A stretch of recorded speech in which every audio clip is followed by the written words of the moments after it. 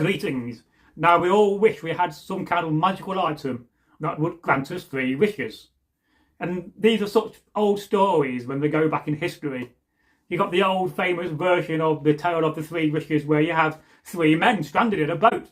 You know, they pluck a fish out of the sea and it turns out to be a magical fish. And the fish says, oh, I'm going to grant you each 1 wish each if you put me back into the ocean, into the sea. And so this happened.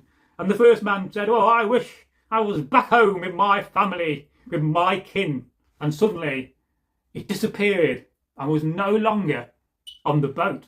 Amazing when you think about it, that you could just disappear and go back home.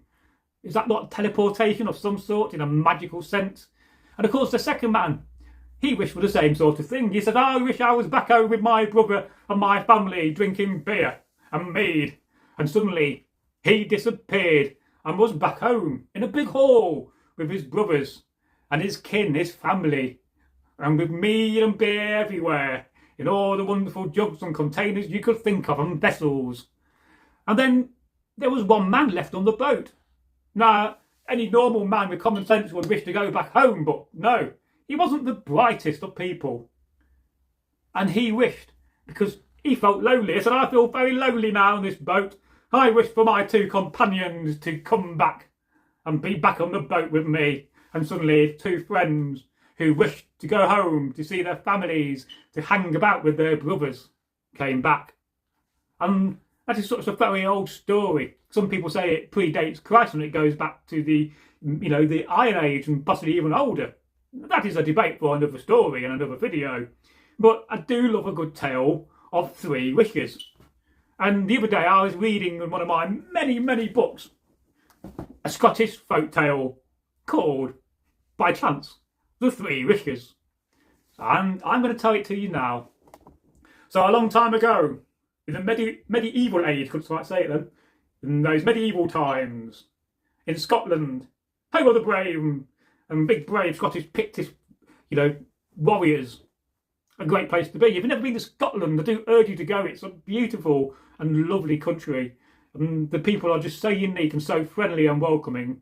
And they do make great whiskey, haggis, and occasionally good beer. And so, our story is about a man. He was a wee fellow, not very tall, probably about 5 foot, which in the medieval times was quite tall. And it was a wet day. It's been raining all day. You know, you get one of those days when it's gloomy and it just rains and rains and rains. It was one of those days. It was stormy, it was windy, it was cold and bitter. It wasn't a nice day to be out. And this man, well, he was walking back home to go back to his house where he lived. He lived in an old type of stone longhouse with a turf roof. And half the house he lived in and the other half his animals lived in, and he had a wife. But he had no children. And he was walking back home, but it was getting cold. And in the distance, he saw a croft, a building with a grass roof. And he thought, well, I'm going to go to this building, see if I can get some food, because I'm hungry. And if I had something to eat, warm myself up by a fire, I better carry on walking home. But let's face it, if you've got 20 leagues to walk home, and you don't have the best clothing and best shoes on, best boots, then, you're going to want to stay somewhere for the night, preferably. So he walked up to the old house and he knocked on the door 5 times. And an old woman answered, hello, my dear, what can I do you for? And the man said, oh, I'm just going home, and I want to get some food, if you could give me some food. He said, well, come in, my darling, come in, my dear. I'm cooking some soup and you can have some soup and bread and I might be able to find you a mug of beer too. Well, the wee man, the small man, well, he was quite happy at this. He sat down in the middle of their hall at a table, and the old woman went to the fire pit and opened fire with a cauldron, a kettle, above it. She was making soup for meat and veg. It'll be like carrots and, of course, they had potatoes in those times, had not been discovered yet. But, she had a bit of venison in there, couldn't quite say that. A bit of rabbit, so, from leftover food and a bit of veg. And some peas, and it was very nice. Got a wooden bowl and served him some soup with some bread and a mug of beer. But something a bit strange happened. She came up and she put this round little stone object next to him up on the table. Well, he was eating his soup with a spoon, a wooden spoon out of a wooden bowl. And he kept looking down at this stone. He thought there was something a bit odd about this stone. He could see some kind of runic inscription on it of some sort. But because it was so long since the Viking times, he couldn't read them. He couldn't make out what they said. And so he continued to eat his soup. And I think you would too. And he ate his soup. And he got his bread and he took the bread round the bowl, because in those times we don't waste food. Because every bit of food, every mouthful can make a difference. And it sure does. And so, he went round the bowl with his bread and soaked aboard a nice soup and ate that, yum yum, and finished off with his beer. And he was going to walk off, go home, because it was midday. The sun's not quite set in the sky at midday. So it was a nice lunch. And he turned round to the old woman and said, well, what's this stone object you put beside me on the table? And the old woman said, well, I've been waiting a long time for a stranger to come to my door and ask for some soup. It doesn't happen very often. In fact, it's been many years since I've had a visitor. And that stone is a lucky stone and will grant you 3 wishes. Well, the wee man, didn't think much of it. He got the stone and he put it in a little haversack he was wearing, a little, leather bag round his shoulder and a strap, put it in there.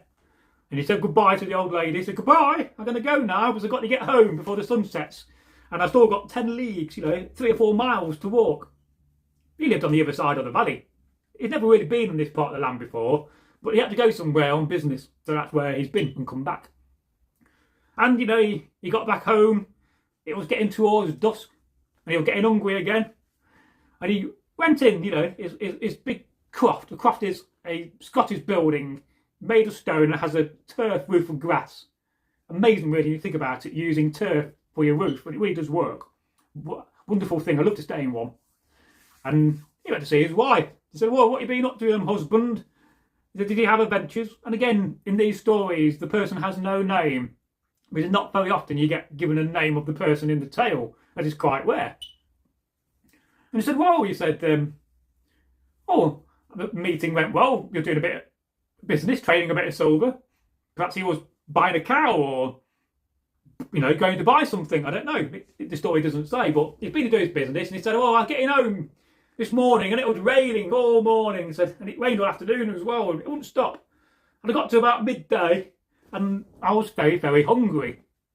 And so I saw this old house and I knocked on the door 5 times and an old lady answered. And I said, could you feed me? After a bit of coin, but she didn't want any. She was very generous. So I went in, had some soup, and she put this stone object on the table and he took it out of his pouch, his leather satchel or haversack, whatever you want to call it, knapsack. There are many names for them. A squip bag is my favourite because that's watertight. I said, I got this stone. And he said, it's magical. And he said, it will grant you 3 wishes. Oh, well, his wife, what are you on about? It won't grant you 3 wishes. That's a load of old bull, that is. Well, the wee man from Scotland, put the stone on the table and said, well, I wish I had some soup right now because that soup was lovely. And suddenly, out of nowhere, a bowl of soup appeared on the table. Well, he was astonished. He couldn't believe it. He thought, well, it's true. This stone is magical. It's granted me a wish. And the old woman said, well, I wish that bowl of soup was on your head. And suddenly, the bowl of soup was turned upside down on his head and soup was pouring all the way down his face.